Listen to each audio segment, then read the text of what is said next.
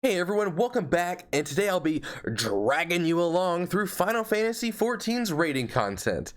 I definitely feel that this content really is key, especially for the newer players or those who are migrating from World of Warcraft's hardcore raiding scene to hold their attention long enough in this game to allow them enough time to explore all of the other aspects that really makes this game as great as it is.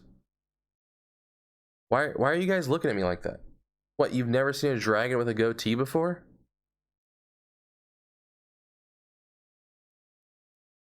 Just a bit of background on my raiding experience overall and perspective in this video. I have been playing World of Warcraft for over 15 years now and raiding for roughly about the same amount of time, starting with Burning Crusade. And while I haven't had near that much experience in Final Fantasy, I have done extreme trials and I've done savage raid bosses.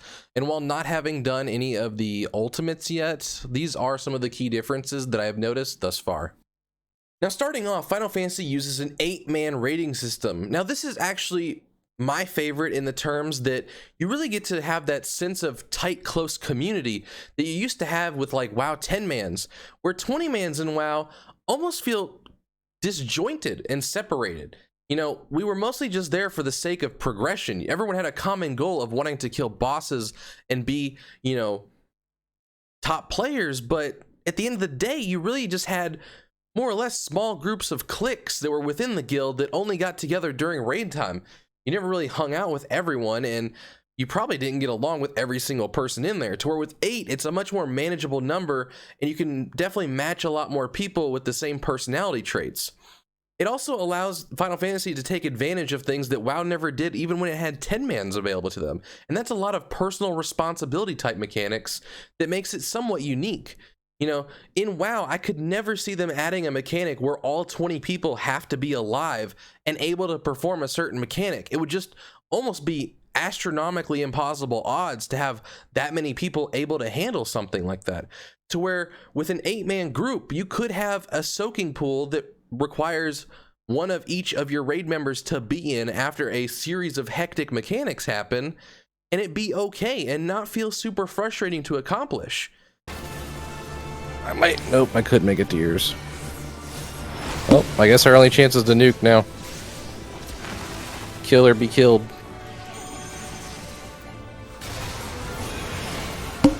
Oh yeah, bovine. So overall, I think that the 8-man and that the personal responsibility that Final Fantasy has taken advantage of definitely makes the raiding experience really unique and a powerful tool at their advantage. Now, following that up, we're definitely going to be talking about these strategies and the bosses themselves. So the types of strategies that you can accomplish in Final Fantasy is pretty unique in the sense that you can see a gradual progression system as you push a boss farther and further. You'll sort of learn new mechanics, how to counter them, or where to place markers after each wipe. So if you're racing for world first, you're going to see stuff like this. But obviously, if you're not in that type of progression system, you can probably just go watch a video on YouTube on how to do it and where to place everything ahead of time.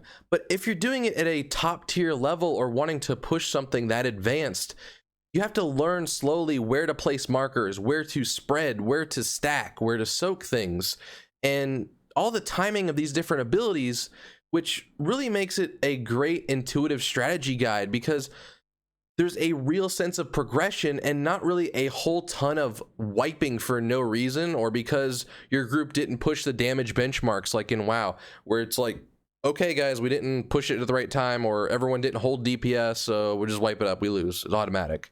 In Final Fantasy, you could spam res people, but because your damage isn't going to be there, you're obviously going to hit enrage, but you can be alive to see more of the fight, to learn more of the mechanics and gain that progression system. Now, the bosses themselves are really unique in the sense that it doesn't really feel like WoW's bosses where, don't stand in fire, spread here, stack here. There are those mechanics in the game, but the way that they've introduced them at the key points of other hectic things and other mixed things happening at the same time don't really make it feel as monotonous or the same as every other boss. In WoW, it almost felt like Blizzard just had a patch day and they were like, let's grab our magical hat. What's this boss gonna have? Fire. Interesting. Never seen that before. Let's recolor the fire. So let's just get that out of the way. Purple, great choice. Purple fire, good choice. Now, what's gonna happen? Oh, the tanks have to switch on a debuff. This is clearly the best raid I've ever seen in my life. And that just is what the mentality felt like in WoW. And it's just like the standard, every single new raid tier, it's like, all right, what am I gonna not have to stand in? What am I gonna have to run away from?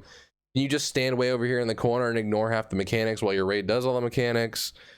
And in Final Fantasy, it has a interesting way of introducing them. You know, there's a boss called E11S, which is Anamorphous, for those of you who want to look up a guide on that, where later on in the fight, it has a spread mechanic where everyone will go to their markers. There's also rings around the room that will explode, meaning you all have to be spread anyway, but immediately after, there's a stack mechanic with a partner, so each of those 8 players will then need to pair up into groups of essentially 4 different groups of 2.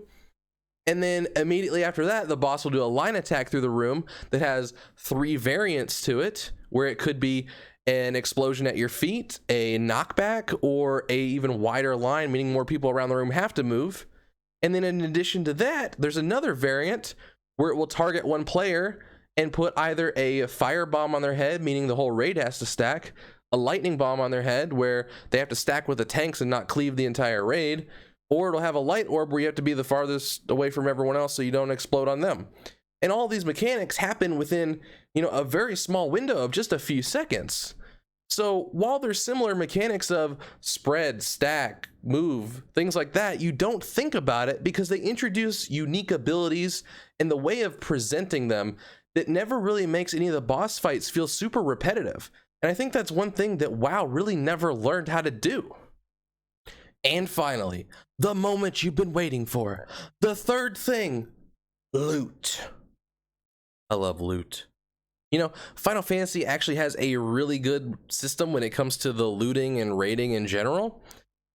So talking about the 3 different types of loot options that are available to you, the first one being a need before greed system. This is pretty standard in a lot of MMOs. Obviously, if you need an item, you can click need, and if you are just trying to get money out of it or DE it, you can just click greed. Now, in Final Fantasy, you can only need on something if your class can use it, or if it's something like a mount or craftable item that everyone can obviously have access to, and most people will hit need on those items, so go ahead and click need on those when you do see them pop up. The second type of option is something that WoW used to have but no longer does, and that being the Master Looter system. Now, I much prefer this over this personal loot that they've sort of adapted to, where every week you feel like you just don't get anything or you get duplicates of stuff that you've already had.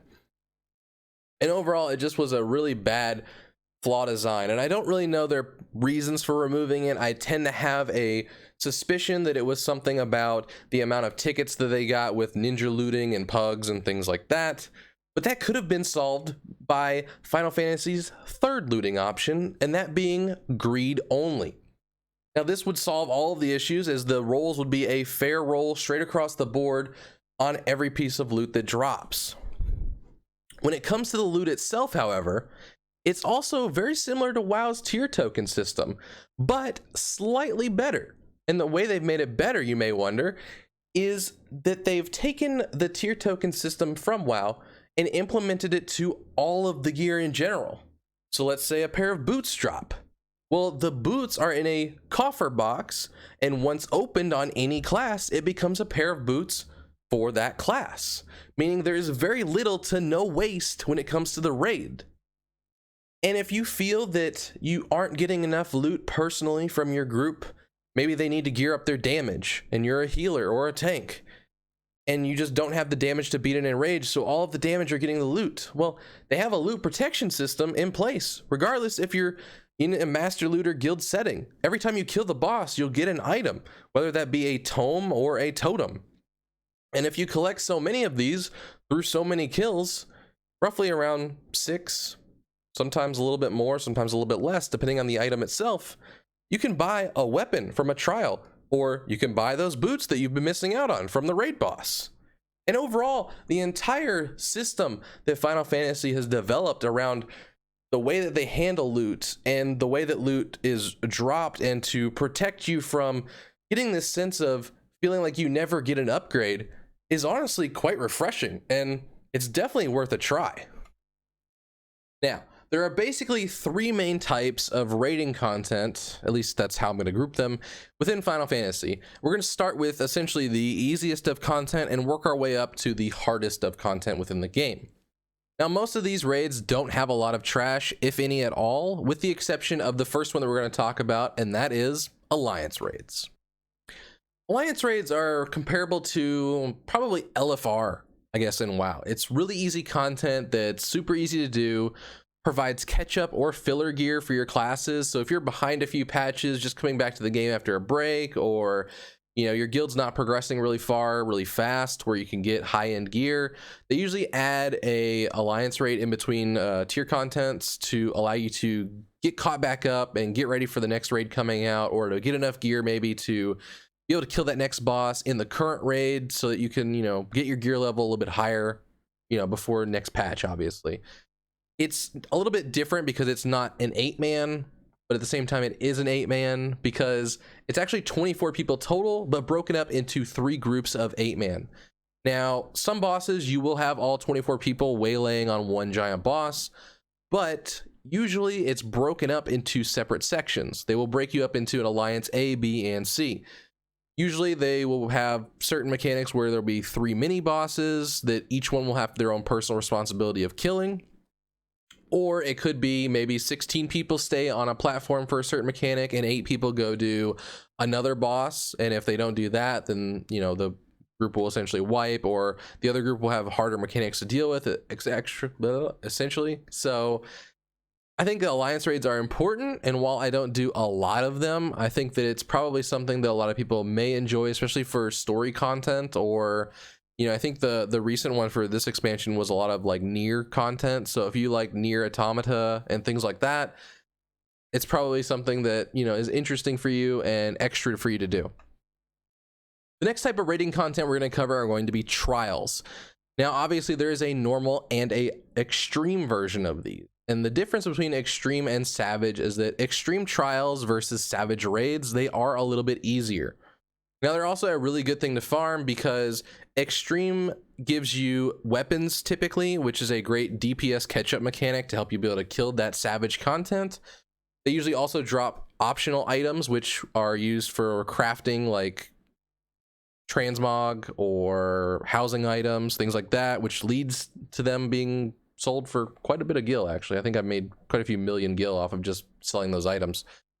Also, in addition to those, they drop mounts, which I know a lot of people from WoW are mount collectors. And as a reward for collecting all of the mounts from all of the trials over the course of an expansion, they reward you with a meta. Now, at 50, it gave you a golden horse that has wings.